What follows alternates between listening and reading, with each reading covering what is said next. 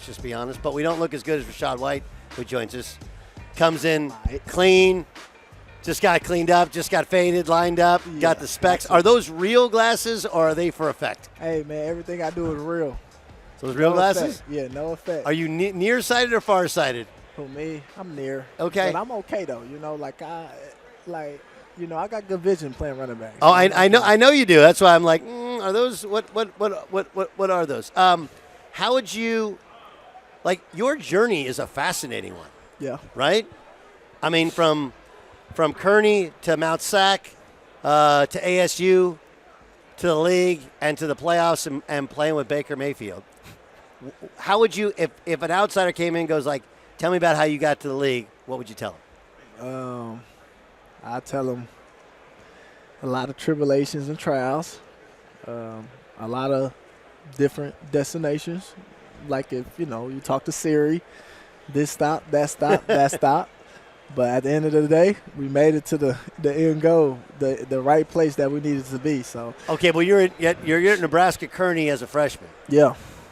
Yeah, and that was a rough time. It was a appreciative time because how I was raised, but it was a rough time, man. Coldness, just not where I thought I should be, not where I wanted to be, and it all planned out and how it's supposed to be, man. It was tough, and I came already upset. I was hurt about I didn't get a Division I scholarship, so a lot of different chips was on my shoulder of everything that was going on, and ended up redshirting there. Decided to do that, and literally went to the coach and said, "Yeah, I want a red shirt. I feel like I'll be better at 21 than I am at right now, 18. Even though I feel like I could play if I need to." And I redshirted that whole year, that semester. Then I went back home as a 17, 18-year-old kid, telling their mom they going out to California to a junior college. What'd she say? No, don't go. No, but she couldn't tell me no. But she just said, she said no, don't go. But she couldn't tell me I couldn't leave. So, I ended up doing that, and saying I was leaving, I ended up going, and one of the best decisions of my life, man. And that was hard. It was hard being out there, no scholarships, and a lot of sleepless nights, working. Going to school, playing football, trying to make ends meet. The cost of living out there was insane then, and it's even more insane now. And then, I made it through. Balled out 2 years, made it through, man, and went to Arizona State, man, and with Herm and Antonio Pierce, that staff, Marvin Lewis, and played with, the superstar Jayden Daniels. And okay, so help us out with the Jayden Daniels thing, because again, what we saw, from far away was. When Jayden Daniels is going to transfer, dudes are in there going and getting his gear, talking trash on social. Yeah, and so that was tough. Obviously, I was going into the draft, so I had left, and I wasn't really paying attention. I was locked in, but he ended up sending it to me, and then we FaceTimed and we talked about it, and, we didn't really care about it. I told him, go ahead, do your thing. Them guys going to look goofy anyway, whatever. They trying to, get clout, get clickbait on you, but just do your thing, keep being you, and that's what he did. And now look at him. I don't even know no disrespect where them guys at that did that video. No, they're exactly where you think they are, not in the league. Whereas, that dude's the rookie of the year and one of the elite quarterbacks of the year. Did you? All honesty. Yeah. Did you see this from him? Rookie of the year. Yeah, I Heisman Trophy, rookie of the year, leading his team to the playoffs. Yeah, and I don't want to get out on camera, telling me and my boys. We got messages of he had got hurt going into that final stretch, or something had happened, and I think he had ended up having a bye week. And after that, me and him was texting, and I was like, go grab that Heisman. He said, yeah, I'm going to see you at the end. I'm about to go grab the Heisman. And then he went on that, tear of that stretch of the end of the season, and, man, he ended up grabbing the Heisman. But, yeah, I always knew what he's capable of, all honesty, man. He was special. And I said all the time I played with, like you said, Brady, I played with Baker. I always say to everybody, though, everybody asks me, they'll tell you, interview or not. I say he's the best quarterback I ever played with. What is Baker really like? Baker, great guy, man. He's a dog, man. He's a savage. When he's done playing, man, I hope he got the right body work people around him, though, because, he don't care. He run into that brick wall, though. But that's what you love about him, man. He going to fight. It feels like, again, this is more feels like you live it on a daily basis. Right. It feels like he's at his best when people doubt him. For sure. Whereas when people tell him how great he is and have super high expectations of him, he's just kind of okay. Like, he's way better off being in Tampa as an underdog than he would be as he's the number 1 overall pick in the draft, but being recognized as such. Yeah, but and I ain't gonna lie, that's the great part about it. Like you said, for him, and he's in a great situation, great spot. Like you said, because he's not going, no disrespect, like, unless, I mean, obviously we want to win the Super Bowl or go to that and do that. But other than that, he's not going to ever get that recognition, which is good for him because, like you said, it's going to keep him humble. And that's what is good. Tampa, you know what I'm saying, the market, obviously we all know what it is. All the players love playing there, though. Nothing bad to say about it.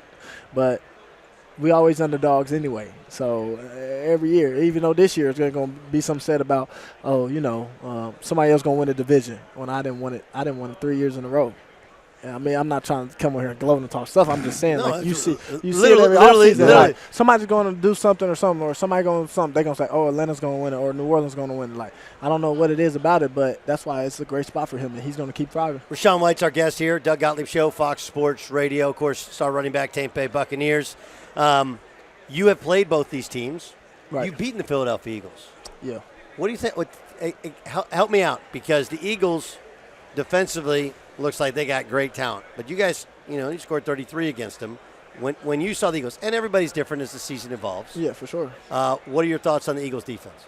I actually think they're pretty good. I actually think, and that's how it is. You saying we saw them at different times, so the young guys was different. First of all, like the cornerback, he's very good. First-round draft pick, Quinyon Mentor or whatever. He's very good. Obviously, as the season goes on, the more reps he get in the league, he's developed more better. They developed him right. The Cooper DeJean, same thing. Put him in right spots, right places. You kind of get that as time goes on. We caught him early. And then you got them veterans, and then you got some other guys like Jalen Carter you just can't account for. I mean, we account for by putting 4 hands on him, send that double team at him. But and that's the type of monster he is. But I think they're actually pretty good. I think they're actually really good. I think the only problem is this: you're going up against 15. And I'm not trying to say 15 can't be stopped, but, it's going to be tough. I mean, the last time we seen 15 be stopped in the playoffs was they had 0 points at halftime against the Patriots, and then what did he do the second half? It's pretty amazing, amazing dude. 30 points or something in yes. the half. And that's the tough part. But I think it's like you said, it's gonna be a great game, man. 2 great teams. I don't care, how people feel about. I don't want to see these teams again. I don't want to do this. But 2 great teams, a big great game. What happens is when you grow up in Kansas City, everybody assumes you're a Chiefs fan. But again, I don't want to assume, because a lot of markets, when you're a high school dude, you worry about high school, you worry about college. You're not much of an NFL. Right. I do think, and again, I'm more guessing, Kansas City's a bit different, right? Yeah. Kansas City is feels all about the Chiefs. How into Chiefs football were you growing up? I was big into it. I wasn't like crazy big though, like die hard. But I had like buddies that was very die hard. Even my best friend to this day cry over games or cry over stuff. Who's that? Who's the crier? Name him right now. My boy, his government name is Mark Quay Richardson, but I call him Quay. But that's like my blood brother, and he still does Quay get defensive about people thinking that the officials want Kansas City in the Super Bowl? Yeah, he kind of get he get defensive, but he also be like, you can't tell him nothing because they back-to-back champs, they didn't won. So he that type of fan resort back to it is what it is.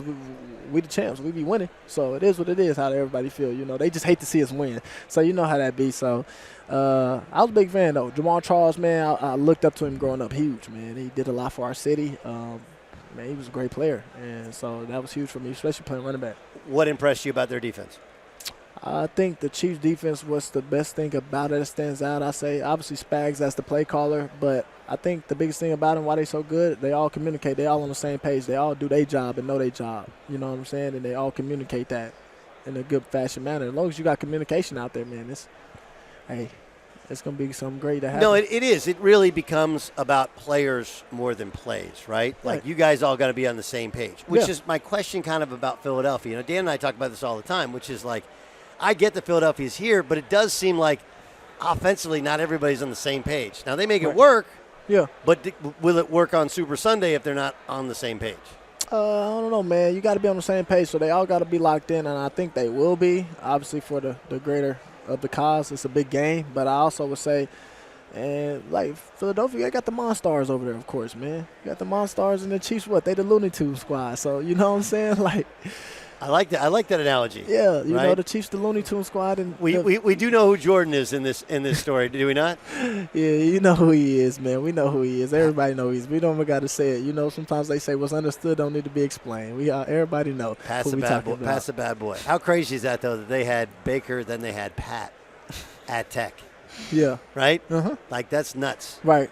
That's real nuts. That's nuts. And then you kind of complete the circle, right? We're talking about Jayden, who he's with Cliff, who was the coach, and now he's his OC in Washington. Facts. Like that's crazy stuff. Last thing, Rachaad, is one thing about the league that a running back in the league would know, but we don't actually know.